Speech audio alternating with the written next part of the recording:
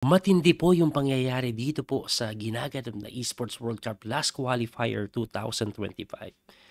Si Hans Mokniman po kasi ang ganda ng ano niya nung elimination stage. Champion siya doon sa group niya. Kaya napunta po siya sa knockout bracket. Ngayon sa round of 16 players kasi yan, tinalo niya po si Grandmaster Adli. Tapos sa round or quarterfinals round, tinalo niya naman si Yu Yang Yi. Ngayon, kalaban niya po sa semifinals round, ito pong si Sindarov na kung saan, kung sino manalo, pasok na at makakalaban sila Magnus para po sa finals. Ito nangyari. 4 games po ito na laban 10 minutes, una maka 2.5. Game 1 pa lang, nanalo po agad si Hans Mukniman kay Sindarov.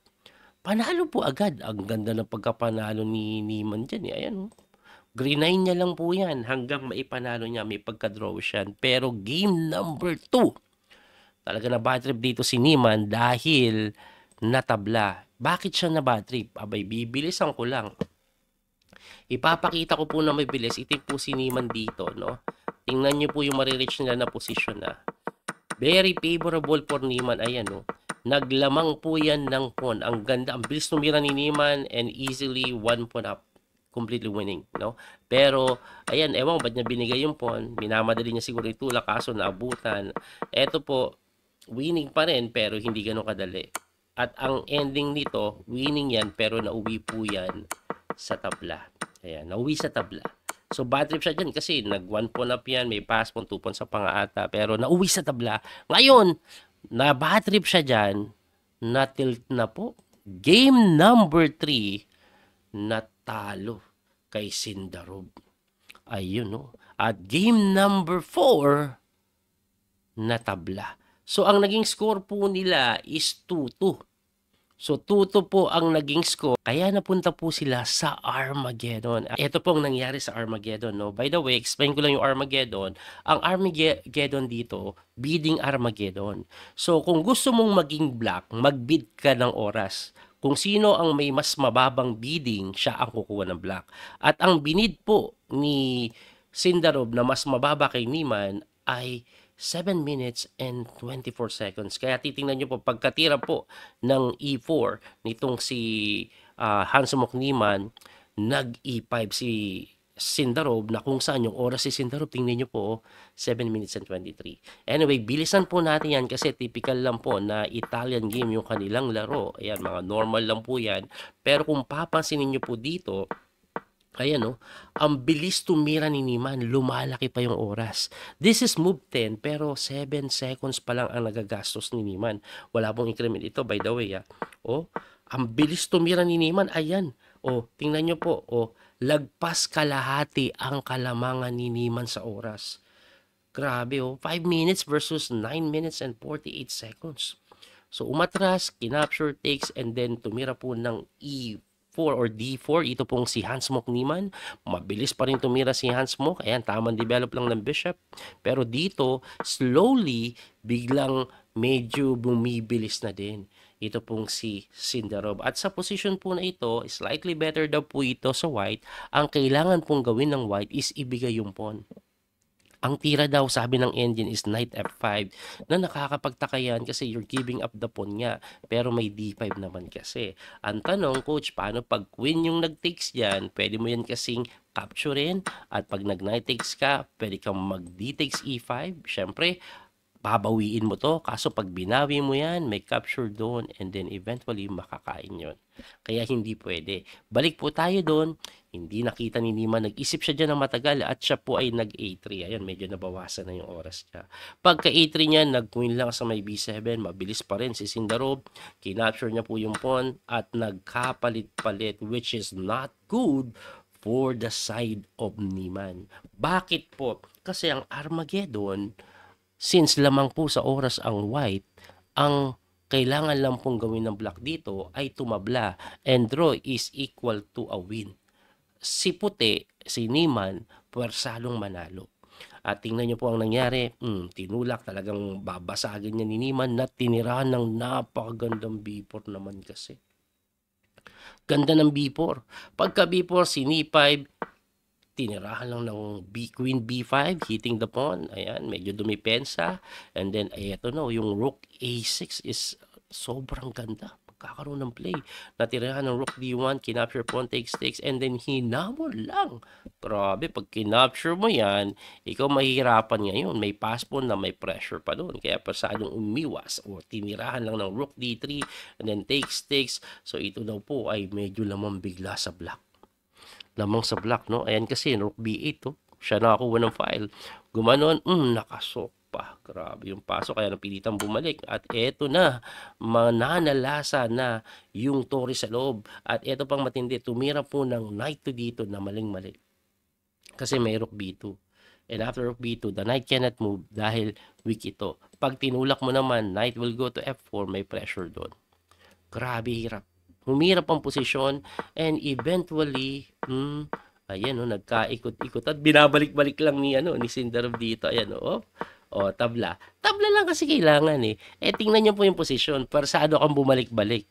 No? Kasi pag gumalaw ka dito, babagsak to. So kailangan mo talagang depensahan. Kaso gaganon nga. Bumabalik lang, tabla lang eh. Kaya napilitan na si Hans Mokniman ibigay yan. Ang problema, wala. Mahirap po ito dahil dalawang kabayo kapalitan Torre, and that's definitely better for black. Siyempre, persado lang gawin siniman yan kasi hindi pwedeng tumabla. At eto na nga, dinadahan-dahan ikot lang. Yari. Yari, pagka F6, wala na.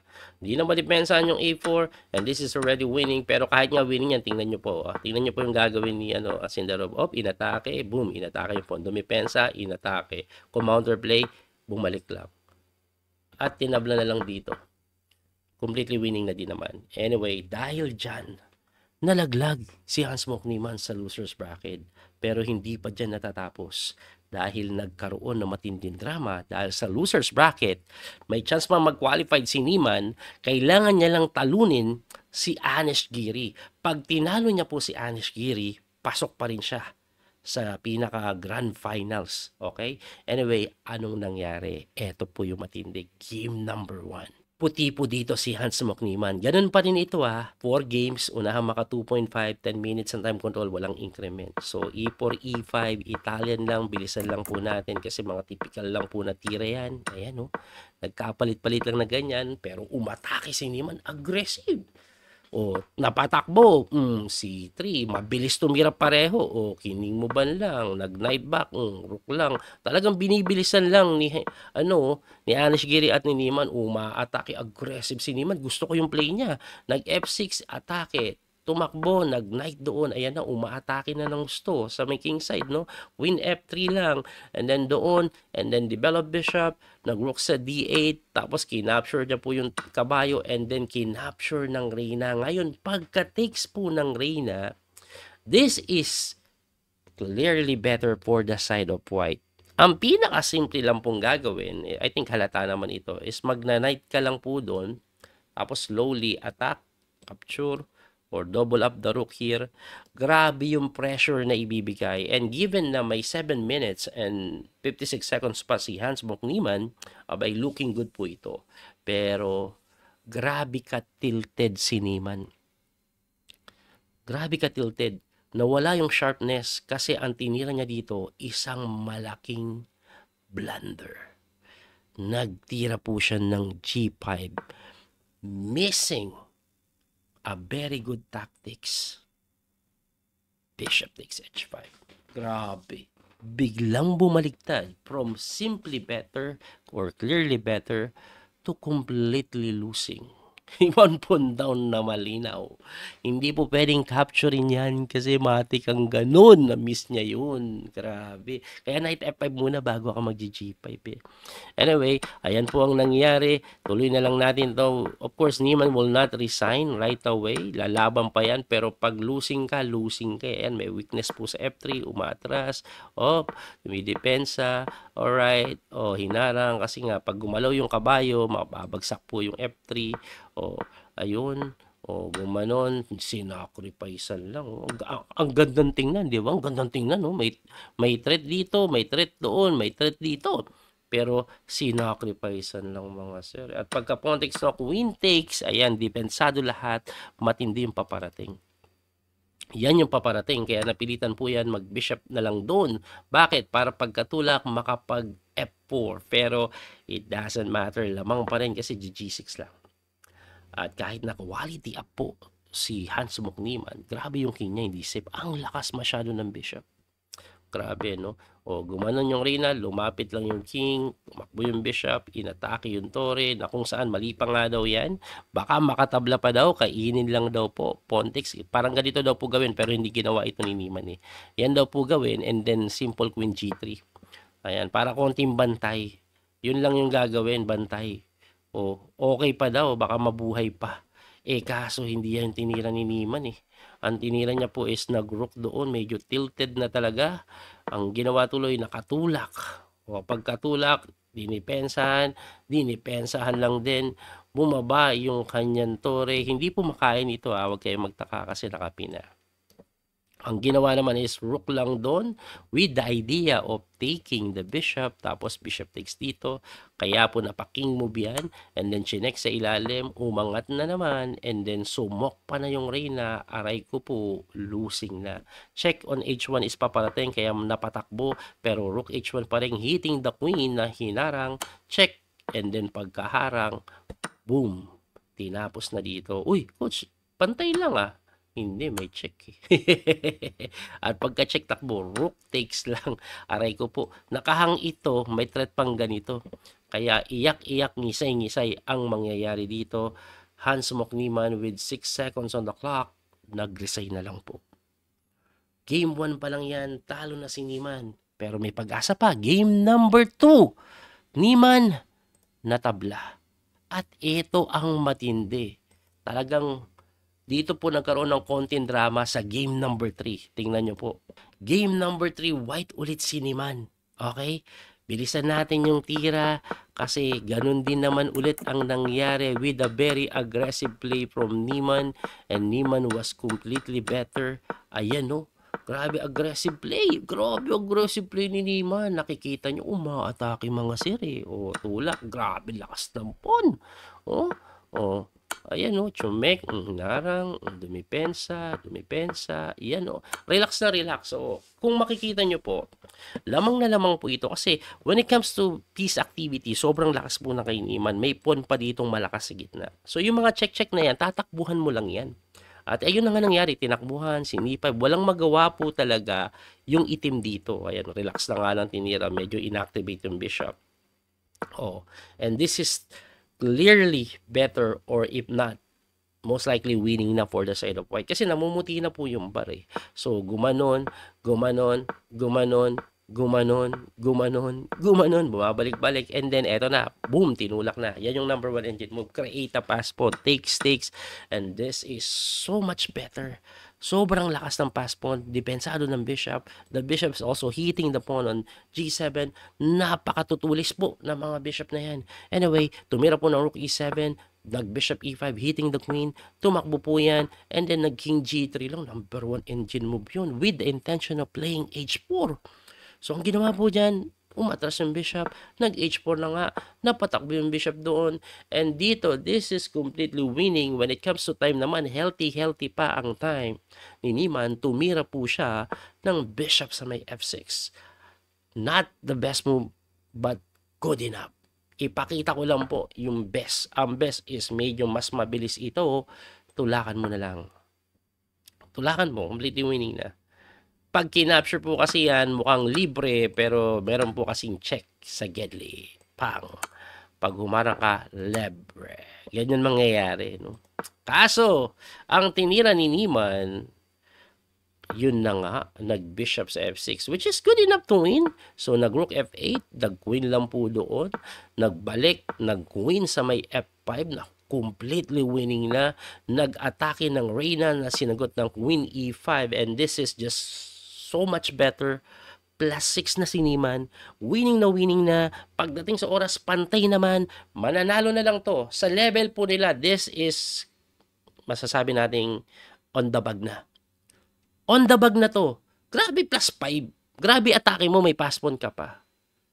Pero anong nangyari? Tingnan nyo po. Kinapture, takes, And then may threat po siya na mate, magro-rook po doon. Kaya nag-rook to G7 and then nag-rook sa may F7 and then nag-queen B8. Hindi niya makain ngayon. Ngayon, pag tinex mo, may kain doon. So, in this situation, 51 seconds na lang si Anish Giri. 1 minute and 38 pa si Niemann in a completely winning position. Abay, matindi. Ang daming tira, panalo na eh. Pwede ka daw mag-E7, pwede kang kumain muna. Yun ang mga tira. Completely winning. Nakita ni Niemann yung queen takes B8, capture, and simple rook takes. Ayan, winning na. Ngayon, pagka rook takes, kinapture po, pawn takes, and then nag-king G7, this is completely winning na. And 1 minute pa siya and 25 seconds. Panalo na. Panalo na po. So, ang tinira po niya, nag-rook doon, gumanon, and then kinapture yung pawn. Completely winning. May pass pawn, lamang pa ng 2 pawn. Mananalo na lang to. Lamang pa sa oras. 1 minute and 20 seconds. Nag-rook D8 yan, and then for some reason, Niemann played a very weird move na hindi ko maintindihan. Nag-promote. I mean, this is still winning, but kakainin lang yan. And then he decided to check, tumakbo doon, and then nag-rook F6, which is still winning because mawawala yung po na to. Yan yung kailangan mawala eh. Anyway, nag-rook D4 po yan, nag-B3 lang, and then nag-bishop doon, na kung saan, kabigla-bigla, gumanon. Pagka ganon, nakaganon. Walang iya. Balik lang natin ang haba pa ng time. There's a lot of ways to continue. Pwede mong kainin na lang to, and then kainin yon. And I think that's already winning. There's a lot of ways to win, guys. Sobrang daming panalo. Like example, ito. Kainin natin to. Takes ka dito, takes, capture ka dito. This is like 2 pawns versus 1 pawn. That's just winning. Completely winning lang yan. Completely winning lang yan. Mali pa nga to, pero enough pa rin para swing. Kasi 2 pass pawn yan. It's always winning. Lalo na pagkatira mo nito, naka-rook behind ka, wala na. Wala. This is just winning. Pag pumunta ka dito, rook C8. Pag gumanito ka, H6 nga lang. Pusang galang yan. Hindi madipensa. Completely winning eh. Grabe. Pero tinira niya ganon. Wag tayo magreklamo kasi winning pa rin yan, pero pinapahirapan niya sarili niya eh. Gumanon. Tumulak ng pawn, takes, completely winning pa rin. Pero dahil yan, medyo nabubuhay pa. Lumapit yung king. Naku po, nakakadepensa si Anish Giri. 18 seconds na lang bigla si Niemann. Medyo na pressure po siya sa kanyang position. Hindi niya din alam gagawin niya. Nahihirapan siya. This is still winning, guys. Kaya lang, ayan, tingnan nyo yung oras. 5 seconds on the clock. He needs to start moving fast. Just make a move. Anything will do. Just make a move. Pero sinacrifice kasi wala nang oras dito. Tira. Talo sa time. At ang drama, alam nyo kung anong ginawa ni Hans Niemann pagkatapos siya matalo sa time? Nag-alamagnus. Sakit. Ginano niya yung table. Yung computer table. Grabe. Grabe yung ginawa ni Hans Niemann. Alam nyo, I feel sad for Hans Mock. Kasi in a way na ang galing niyang mag-squeeze ng position. Ang galing niya kumuha ng magandang positions. He's always winning. Pero tinatamaan din ng kaba. Kasi out of nowhere, bumibigay. Actually, dati ko pa nakikita sa kanya yan, magaling talaga siya kumuha ng magandang posisyon, kaya lang bumibigay. At yun ang nangyari sa laban na ito. Bumigay. Bumigay po eh. Sayang. Una kay Sindarub eh. Panalo ka unang game, winning na ka game number 2. Napatalo pa niya yung game number 2. Napatabla pa. Tapos natalo pa game number 3, di ba? Tapos eto naman pong kay Anish Giri, yung dalawang talo niya, both winning. Kaya yung frustration po na naramdaman niya na yun, hindi ko siya masisi doon. Nakakairita yun na parang buwisit. Ganun naman, buwisit. buwisit. Anong nangyayari? Ganun mararamdaman mo, guys. Pag nagbablunder ka ng ganyan katindi. Sobra nakakainis. But it's part of the game, ganyan talaga. Nakaka-pressure kasi yung ganitong laro na walang increment. Kung may increment yan, I think he will win this comfortably, lalo na yung mga laro. Kaso, pag wala kasing increment, yung mentality mo, you just have to move fast. And because of that, masyado ka napapabilis, nagkakamali ka. Anyway, sino-sino ang mga nag-qualified? Ang mga qualifier po, babanggitin ko na lang, hindi ko po makita kasi iba setup ko. Kung mapapansin nyo po, nasa labas po ako ngayon eh. Nag-out of town po kami, nasa hotel lang ako eh. Nag-out of town kami ni Mrs. Tingnan nyo yung camera ko, ang dilim. Walang ilaw dito. Meron pala, di ko nasindihan. Anyway, so nag-out of town po kasi kami, kaya wala po akong magandang setup. Ang mga nag-qualified po is Nihal Sarid, Sindarov, Anish Giri, and Lebon Aronian. Grabe, yan yung apat na makakasama nila Magnus Carlsen. Sino po yung mga makakasama niya? Sila Magnus Carlsen, Hikaru Nakamura, siguro mas maganda ipakita natin, hopefully makita nyo. Ayan, si Nepo, MBL, sila Duda, Arjun Edgasi, Noderberg, Vladislav Antonio, Ali Reza, Fedosi, Fabiano Caruana at Wei. Si Wesley Sopo, kung hinahanap nyo, hindi po naglaro ng qualifying event. For some reason, alam ko may team siya, Team Nabi, pero hindi siya naglaro dito. Sayang. Anyway, muli ito po yung Coach Speedmaster, Daniel Causo, hanggang sa muling pagkikita. God bless po mga kapiyahe. Don't forget to like and share, follow and subscribe. Bye-bye. Thank you sa support.